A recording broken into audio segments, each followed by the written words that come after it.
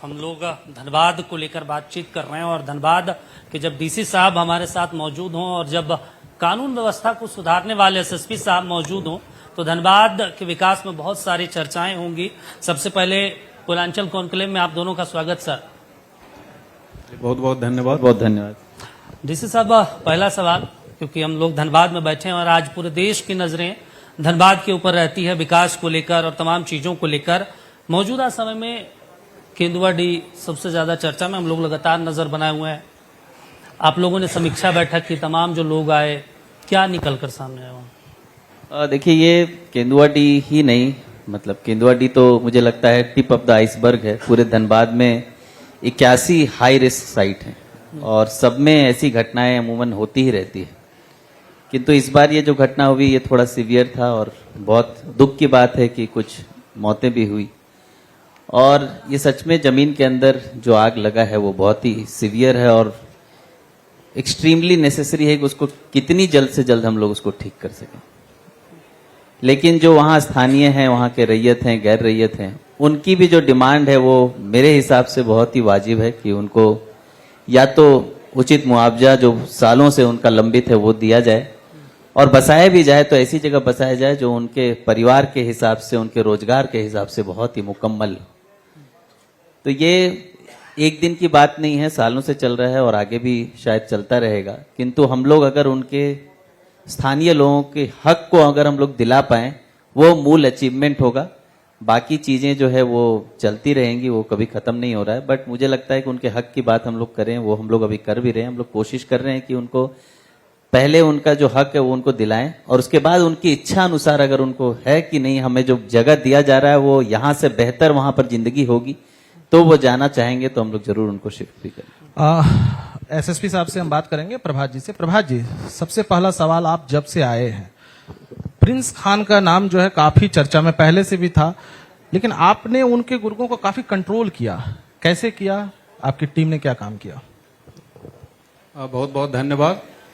देखिए, कैसे किया है तो डिटेल में बताना उचित नहीं होगा इस मंच से, खास करके पब्लिकली। बट देखिए, सबसे पहले मैं एक चीज बोलना चाहता हूं आपके माध्यम से आपके तमाम दर्शकों को और खास करके जो धनबाद के यहाँ नागरिकगण बैठे हैं। Who is Prince Khan? कौन है प्रिंस खान? प्रिंस खान को आप लोगों ने, मैं एकदम आई नो, मैं एक बहुत ही नेशनल चैनल पे बात कर रहा हूं, बट प्रिंस खान को आप लोग ने ऐसा, आप लोग इन द सेंस कि कुछ लोग भी मीडिया के लोग वो हवा बना दिए हैं। देहाती में बोलते हैं ना, हवा। Prince Khan, Prince Khan, who is Prince Khan? Dhanbad जिला में धनबाद पुलिस के द्वारा प्रत्येक माह लगभग 500 केसेस रजिस्टर किए जाते हैं। लगभग 150 क्रिमिनल्स को जेल भेजा जाता है एवरी मंथ। उस 150 में एक क्रिमिनल है वो जिसका आप नाम ले रहे हैं। मैं लगातार हर मंच से जो भी लोग मेरे पास आते हैं मैं उनको ये बताता हूं कि सबसे पहले लोगों से मुझे ये चाहिए और लोग मदद किए हैं। उसी वजह से ये 4-5 महीने में जो आप चर्चा कर रहे हैं वो सुधार आई है कि उस भूत को, उस डर को, उस परसेप्शन को दिमाग से बाहर कीजिए। आपके मोबाइल फोन पे बहुत सारे स्पैम मैसेज आते हैं, उसी प्रकार से एक आध स्पैम मैसेज वो भी आ जाएगा, 30 लाख दो नहीं तो खोपड़ी खोल देंगे। स्पैम मैसेज है, उसको डिलीट कर दीजिए और हमको बता दीजिए कि ऐसे ऐसे मैसेज आया। इतना डरना ही नहीं है किसी भी चीज को, मतलब एकदम जो आदमी का 2 कौड़ी का औकात नहीं है उसको आप लोग इतना भरचू बना दिए हैं नाम ले लेके। और मैं जानबूझ करके इस मंच से बोल रहा हूं, मुझे पब्लिक का सहयोग मिलते रहा है और मैं उम्मीद करता हूं और एक्सपेक्ट करता हूं कि लोग मुझे ऐसे ही सहयोग करते रहें और इस तरीके से सहयोग करेंगे, कहीं कुछ नहीं है। और 24 घंटा धनबाद पुलिस का एक एक कर्मी, एक एक अधिकारी और मैं खुद, मेरी ये प्राइम रिस्पॉन्सिबिलिटी है, मेरा ये प्राइम जॉब है। हम लोग 24 घंटा खड़े हैं। किसी एक को, अगर किसी भी आदमी को जान मारने की धमकी आती है रुपए नहीं देने पे, मैं स्वयं उसके घर पे पहरादारी करने के लिए तैयार हूं। सहयोग ये चाहिए कि एक चौहन्नी नहीं देनी है और डरना नहीं है। ऐसे ही कोई भेड़ बकरी नहीं है कि कोई आके मार देगा। तो लोग सहयोग किए हैं, इस कारण से स्थिति आई है और लोग और सहयोग कर रहे हैं। बहुत और सुधार हो जाएगा। पकड़ा जाएगा? 100% पकड़ा जाएगा, 100%, कोई डाउट नहीं मुझे। आदित्य जी, आपसे सवाल रहेगा, अगर आप देखें तो आप टेक्निकल क्षेत्र में काफी काम करते रहे शुरू से, आप जब चाईबासा डीसी थे उस वक्त भी, यहाँ क्या इनोवेशन आपने किया धनबाद की अगर हम बात करें? देखिए, अभी लास्ट 6 मंथ्स में मैं तो रेप्लिकेशन मोड में हूं कि जो ऑलरेडी अच्छी चीजें राज्य सरकार द्वारा चलाई जा रही है, माननीय मुख्यमंत्री जी द्वारा या अन्य माननीय मंत्रीगण द्वारा जो योजनाएं चलाई जा रही है, उसको धरातल पर 100% उतारना ही अपने आप में इनोवेशन है, क्योंकि वो ही 100% आम लोगों तक पहुंच नहीं पाता है। अभी सरकार में शिक्षा के क्षेत्र में इतनी योजनाएं बढ़िया चल रही है, सीएम स्कूल ऑफ एक्सीलेंस इस जिले में 3 ही है, तो हम लोगों ने सोचा है कि क्यों नहीं, जब जिला में हमारे पास संसाधन उपलब्ध है, बड़ी बड़ी कंपनियां उपलब्ध है, तो 3 ही क्यों होगा। राज्य सरकार ने तो अपने बजट के हिसाब से 3 किया है, जिला में क्यों नहीं हम लोग उसको 300 विद्यालयों को सीएम स्कूल ऑफ एक्सीलेंस बनाए, और वो मार्च तक कम से कम 100 से 150 विद्यालय सीएम स्कूल ऑफ एक्सीलेंस के तर्ज पर बनने जा रहा है धनबाद में। वो 100 से 150 विद्यालय चिन्हित भी हैं और अभी इसमें काम शुरू हो रहा है। वैसे ही स्वास्थ्य में भी हम लोग देख रहे हैं कि लगातार हम लोग प्रयासरत हैं और चल भी रहा है। ऑलरेडी राज्य सरकार आयुष्मान भारत के तहत बहुत ज्यादा फंड देती है। जब धनबाद हम लोग जहाँ लास्ट 6 महीने में हम देख रहे हैं, फर्स्ट मंथ में जब मैं देख रहा था डेटा यहाँ का, तो महीने में 3 से 4 सर्जरी सदर अस्पताल में होता था, और जो आयुष्मान का पैसा आता है सदर अस्पताल को खर्च करने के लिए वो 30,000 40,000 ऐसे आता था, और 6 महीने में ही वो अभी 40 लाख रुपए महीने हो गया, और 200 से ज्यादा सर्जरी सदर अस्पताल में हो रही है। तो मुझे नहीं लगता है कि कोई नई चीज ही को ही इनोवेशन कहा जाएगा। मोस्टली मुझे लगता है टेक्निकलिटीज में अगर जाएं तो राज्य सरकार की जो बड़ी योजनाएं हैं जिससे आम लोगों को लाभ मिल सकता है। सदर अस्पताल में सिजेरियन की संख्या मई माह में सिर्फ 4-5 थी, आज 250 से 300 है। और वैसे ही पहली बार मोतियाबिंद का ऑपरेशन सदर हम लोगों ने शुरू किया है, और अब सीएचसी तक जा रहे हैं। यहां 300 अस्पताल हैं सैंक्शनड, भवन बस 120 के पास है। 180 भवनहीन अस्पताल धनबाद में चल रहे हैं। 2300 आंगनवाड़ी है, 1100 के भवन नहीं है। 1100 आंगनवाड़ी भवनहीन है धनबाद में, जबकि यहाँ पर ना आवंटन का प्रॉब्लम है। सरकार हर महीने सेविका सहायिका को राशि दे रही है, पोषण का राशि दे रही है, लेकिन वो योजनाएं सही से नहीं चल पा रही है क्योंकि कुछ इंफ्रास्ट्रक्चरल गैप्स हैं जो सालों से यहाँ लंबित रहे हैं।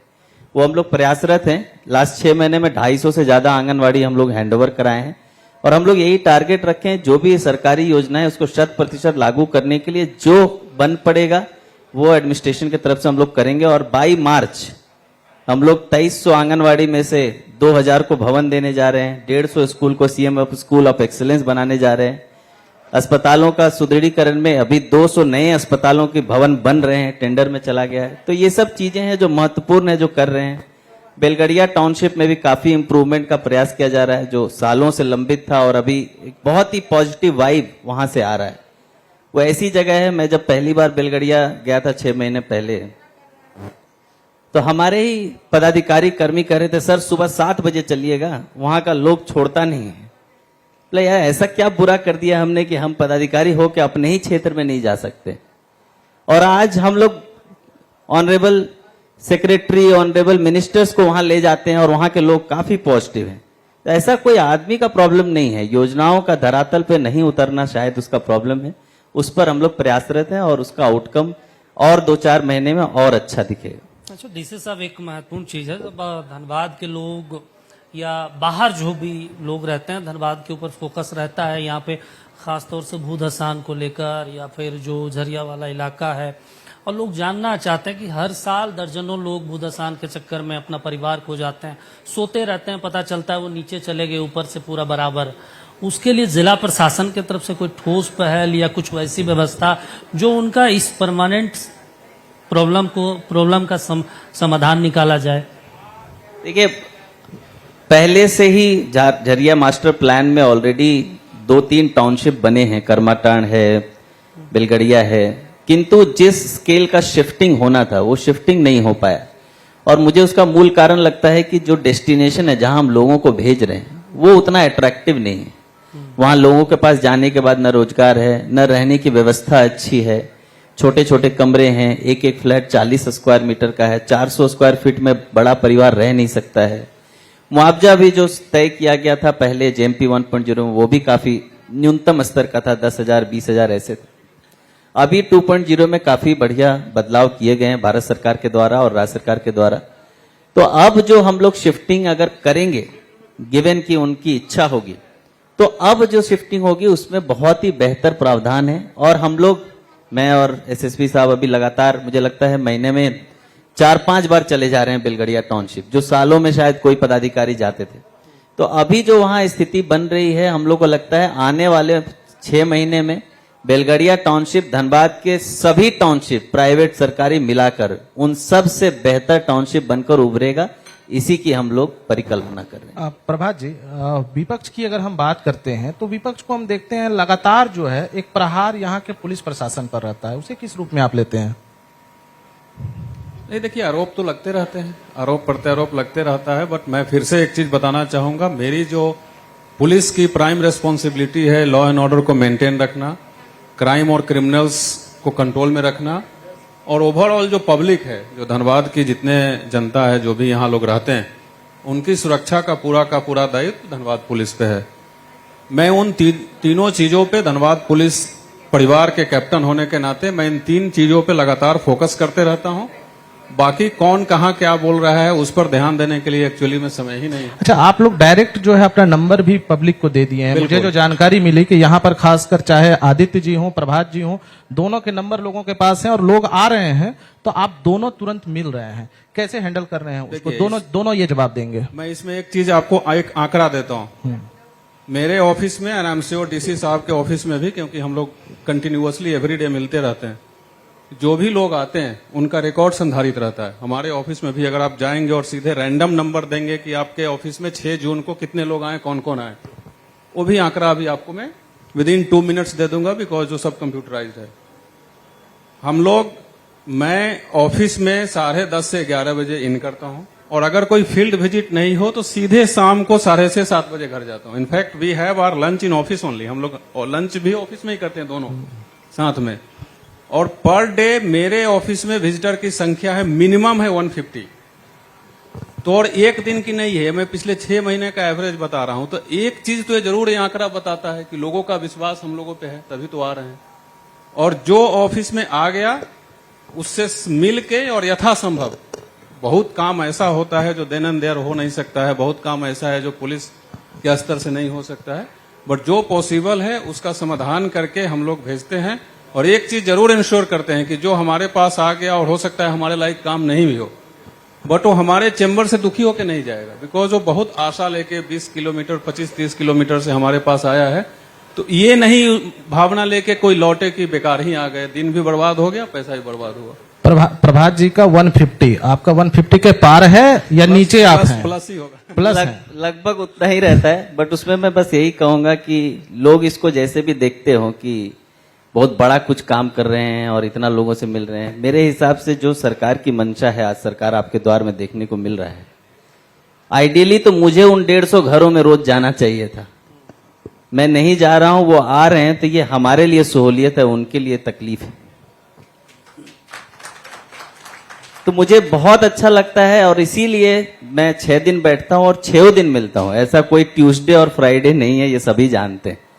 ऐसा ही होता है कि कोई एक आदमी रोज आ रहा है तो उसको बोल देते हैं कि भाई अभी रुक जाओ उसको, क्योंकि ऐसा भी होता है। बट अदरवाइज ये कोई जनता दरबार लगाने के लिए कोई दरबार नहीं लगा हुआ है, ये हम लोग उनके ही काम के लिए बैठे हैं, धनबाद वासियों के लिए ही बैठे हैं, हमको बिठाया ही उसी ले गया है। और चूंकि हम उन तक नहीं पहुंच पा रहे हैं, वो हम तक पहुंच रहे, तो हम उनका एहसान मंद भी हैं।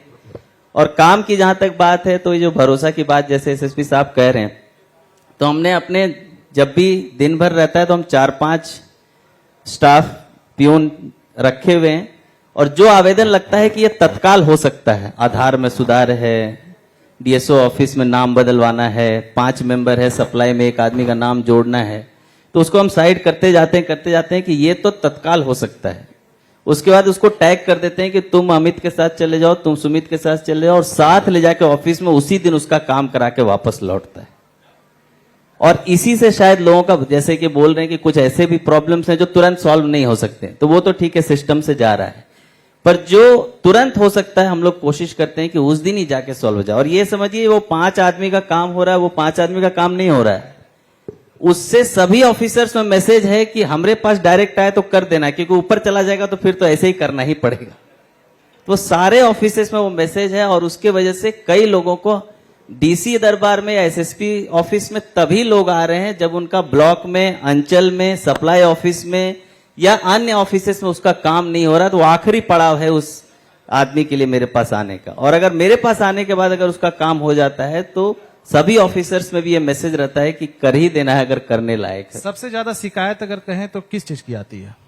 लैंड रिलेटेड प्रॉब्लम्स ज्यादा हैं, वो तो लैंड रिकॉर्ड्स भी उसका एक जिम्मेवार है और वो तुरंत सॉल्व होने वाला भी नहीं है। कई बार सिविल मैटर्स भी हमारे यहाँ आते हैं जो हमारे हाथ में नहीं होता है, बट फिर भी हम लोग प्रयासरत रहते हैं कि उसमें भी जो सॉल्व होने लायक है वो हम लोग तत्काल करा सकें। अच्छा, डीसी साहब और एसएसपी साहब दोनों से सवाल ये कि आप दूसरे जिले में भी काम कर चुके हैं, दूसरे जिले का भी अनुभव है और धनबाद को लेकर एक फिल्म आती है वासेपुर, और वासेपुर फिल्म आने के बाद दूसरा छवि हो जाता है, जैसे बिहार की छवि अलग हो जाती है फिल्म को लेकर और धनबाद की चुनौतियां वहां के मुकाबले यहाँ पे क्या देखते हैं डेवलपमेंट को लेकर? डेवलपमेंट को लेके जो मुझे चुनौतियां लगती है, हम लोग कई बार बात करते हैं कि यहाँ पर एक मेजर प्रॉब्लम जो मुझे दिखता है कि लड़ाई भी लड़नी है और हथियार भी बनाना है। तो यहाँ संस्थाओं में जो सुदृढ़ीकरण होना चाहिए वो काफी पीछे है। भवन बहुत सारे विद्यालयों में, आंगनवाड़ी में, अस्पताल में, कई सड़कें हैं जो बहुत पहले बन जानी चाहिए थी, ये सब चीजें बहुत सारी नहीं हो रखी है। जैसा कि पूर्व मंत्री सर भी बोल रहे थे कि यहाँ पर एक मिल्क प्लांट होना चाहिए। जो धनबाद आबादी से आप अगर देखें तो पूरे राज्य में पहले दूसरे नंबर पे आता है और कई क्षेत्र हैं जो प्योर कृषक क्षेत्र हैं, तो यहाँ तो मिल्क प्लांट सबसे पहले आ जाना चाहिए। ये सब चीजें हैं जो सालों से लंबित है, ये बड़ी परियोजनाएं हैं और मुझे लगता है राज्य सरकार उसमें पहल कर रही है। तो हम लोग वो सब अगर कर पाए तो उसके बाद ही बाकी परिकल्पना जो है वो दिखेगी। शिक्षा में भी हम शिक्षक से तभी कह सकते हैं आप पढ़ाइए, बच्चों का अटेंडेंस 100% कराइए जब उनके पास बिठाने की जगह होगी। तो अभी वो 6 महीने में हम लोग पहले ठीक करेंगे, उसके बाद 100% उपस्थिति हो या मिल्क कलेक्शन हो, लोगों को उसका अनुदान मिल सके, उनका आय वृद्धि हो सके, इस पर हम लोग उसके बाद काम करें। एसएसपी साहब आपसे भी वही सवाल, कानून व्यवस्था को लेकर दूसरे जिलों के मुकाबले धनबाद में क्या चुनौतियां हैं? देखिए, हर जिला का अपना अपना अलग एक यूएसपी होता है, कुछ डिफरेंट तो होता ही है। यहाँ भी डेफिनेटली कुछ अलग चैलेंजेज हैं।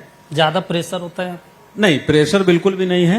एक चीज जो अलग है, जो ऑफ कोर्स आपको और आपके माध्यम से तमाम लोगों को बताना चाहता हूं कि यहाँ जो मैंने व्यक्तिगत रूप से अनुभव किया है पिछले 6 महीने में, यहाँ परसेप्शन को चेंज करने में काफी धक्का मारना पड़ रहा है। जैसे आप, मेरे एक उदाहरण देता हूं, हम लोगों के बहुत सारे बैचमेट्स अक्रॉस इंडिया रहते हैं, तो आप जैसे ही धनबाद का नाम लेंगे तो खास करके since I am police officer, तो लोग बोलते हैं अच्छा वही धनबाद हो, गैंग्स ऑफ वासेपुर वाला। इसीलिए मैंने वासेपुर का जिक्र किया। तो मेरा इसमें आप लोगों को भी और जो लोग यहाँ बैठे हैं उनसे यही कहना है कि देखिए, नेगेटिव परसेप्शन बहुत जल्दी बन जाती है, लेकिन उस नेगेटिव परसेप्शन जो बन चुका है उसको पॉजिटिव करने में बहुत टाइम लगता है। अगर मैं यहाँ बोल सकता हूं तो गैंग्स ऑफ वासेपुर जो भी मूवी थी, आई एम श्योर बहुत लोग जो यहाँ बैठे हैं देखे होंगे, बट आज के डेट में धनबाद में हमारी, हम सबकी और आप लोगों की भी जवाबदेही है कि उस परसेप्शन को बदले। इस जिला में अगर आंकड़ा देखेंगे, मैं एक आंकड़ा आपको देता हूं, इस जिला में अगर पिछले 6 महीना के लिए, किसी एक महीना का नहीं, कितने मर्डर हुए, कितने लूट हुए, कितनी रंगदारी की घटना हुई, उसका किसी भी अन्य जिला से आप तुलना कर लीजिए प्योर आंकड़ा में, तो आपको ऐसा कभी नहीं लगेगा जिससे आप ये फील कर सकते हैं कि अरे वो तो गैंग्स ऑफ वासेपुर वाला जिला है। बट परसेप्शन क्या है, तो उस परसेप्शन को चेंज करने में हम लोग लगे हैं और इसमें यहाँ के लोगों की काफी अहम भूमिका होनी चाहिए। कि मैं गैंग्स ऑफ वासेपुर जिसकी आप चर्चा कर रहे हैं, मैं उस एरिया में जा करके 3 बार पब्लिकली मीटिंग किया हूं, आम सभा टाइप का पंडाल लगा करके, और वहां मैं लोगों को यही बोला कि जो इस नाम से जाना जाता है, एक और आप लोग ऐसा कुछ काम कीजिए कि एक और मूवी बने, हो सकता है उसका नाम भी गैंग्स ऑफ वासेपुर ही रहे, बट उस गैंग्स में IAS, IPS, doctors, engineers, lawyers, बड़े बड़े लोग, उस मंत्रीगण, वो लोग वहां से निकले। वहां से उस एरिया से ऐसे निकले लोग कि लगे कि अरे वासेपुर एक ऐसा जगह है जहां से हर घर में कोई ना कोई बड़े बड़े फील्ड में है, तो वहां के लोगों का काम है। सिमिलरली मैं अगेन एक आपके क्वेश्चन में वो नहीं था, बट मैं लास्ट चीज जरूर यहां बोलना चाहूंगा कि यहाँ के लोगों से मेरा निवेदन है। मैं जब शुरू में आया था तो लोग बोलते थे सर कानून व्यवस्था इतनी खराब है कि बिजनेसमैन पलायन हो रहे हैं। तो मैं लोगों को बोलता था, जो लोग मेरे पास आते थे, कि कमी किसकी है, आप अपना घर छोड़ के क्यों जा रहे हैं। यहां बहुत अच्छी स्थिति है, उस परसेप्शन को मिटाइए। और मैं अपने लिए और अपनी अभी टीम के लिए जरूर दावा कर सकता हूं कि हम लोग किसी भी चुनौती से, स्पेशली जो लॉ एंड ऑर्डर रिलेटेड है, उससे निपटने के लिए सक्षम भी हैं और इच्छा शक्ति भी है। दोनों है हम लोगों के पास। We are fully capable. इस धनबाद को अच्छा बनाने में, समृद्ध बनाने में, सुरक्षा के दृष्टिकोण से अच्छा बनाने में आप लोगों की भूमिका ज्यादा जरूरत है। देखिए हम दोनों यहां बैठे हैं, हम दोनों सरकारी नौकर, ट्रांसफर ऑर्डर आ जाए निकल लेंगे, बट यहां आप थे, आप हैं और हमेशा रहेंगे। तो घर छोड़ के नहीं भागना है। इस जिला को आप लोग बेहतर बनाइए।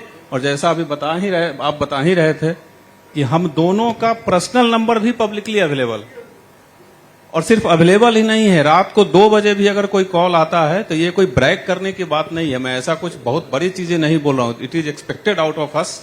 हम लोग कॉल उठाते भी हैं, रेस्पॉन्ड भी करते हैं और यथासंभव समस्या का समाधान भी करते हैं। एंड अगेन डिस्क्लेमर ये है कि ये कह के हम लोग ये नहीं शो करना चाहते हैं कि नहीं एकदम हम लोग बहुत कुछ अलग काम कर रहे हैं। It is expected out of us. चलो ठीक। एक आखिरी सवाल बहुत संक्षेप में सर, आप लोग सरकारी काम को देखते हैं, योजनाओं को धरातल पे लाते हैं, और धनबाद जैसा जिला है, आप कह रहे हैं कि 2 बजे रात में भी हम फोन उठाते हैं। अपने निजी जीवन को और सार्वजनिक जीवन को कैसे मैनेज करते हैं, बहुत संक्षेप में?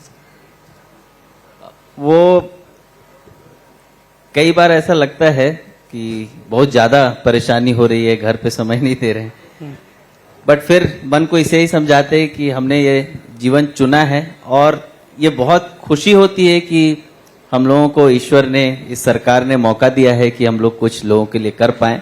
और ये गिवन द कॉन्टेक्स्ट फैमिलीज भी समझती है, तो इतना परेशानी नहीं होता है। बाकी दिन भर की थकान घर जाने से मिट जाती है, जैसे ही आप अपने परिवार से मिलते हैं, तो वो अच्छा है। वो इतना बैलेंस को लेके इश्यू बहुत ज्यादा नहीं रहता है, उतना सपोर्ट रहता है।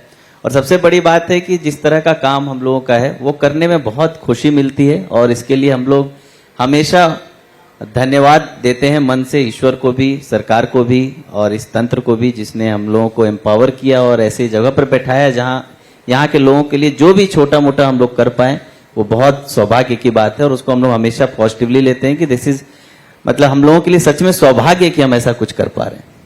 चलिए, आपके लिए भी वही। देखिए सेम चीज, हाँ। ये जगह और इस प्रकार का काम सबको नहीं मिलता है, तो हम लोग सौभाग्यशाली हैं। और बैलेंस बनाने का काम बेटर हाफ्स निभाती हैं। तो I think for all this credit goes to them. हम लोग सही में बैलेंस निभाने के लिए कुछ करते नहीं है, दिन रात अपने काम में और अपने टारगेट में लगे रहते हैं। जो घर में बैठी हैं वो निभा लेती हैं, वो मैनेज कर लेती हैं। चलिए, शुक्रिया समय देने के लिए और बातचीत करने के लिए, तमाम सवालों का जवाब देने के लिए। Thank you so much. और मैं इस मंच से कॉन्क्लेव के लिए नक्षत्र को भी बहुत बहुत धन्यवाद दूंगा। इतना इंटरैक्टिव सेशन, और सबसे इम्पोर्टेंट है लोगों में जो हम लोग भरोसा एक्सपेक्ट करते हैं in terms of law and order development, वो भरोसा इस कम्युनिकेशन से और बढ़ेगा। उसके लिए नक्षत्र की भी पूरी टीम को और यहाँ बैठे सभी को बहुत बहुत धन्यवाद और आभार। बहुत बहुत धन्यवाद, और इस मौके के लिए भी आप सभी को बहुत बहुत धन्यवाद। Thank you. बहुत बहुत धन्यवाद सर। और अब आपका सम्मान हम करेंगे।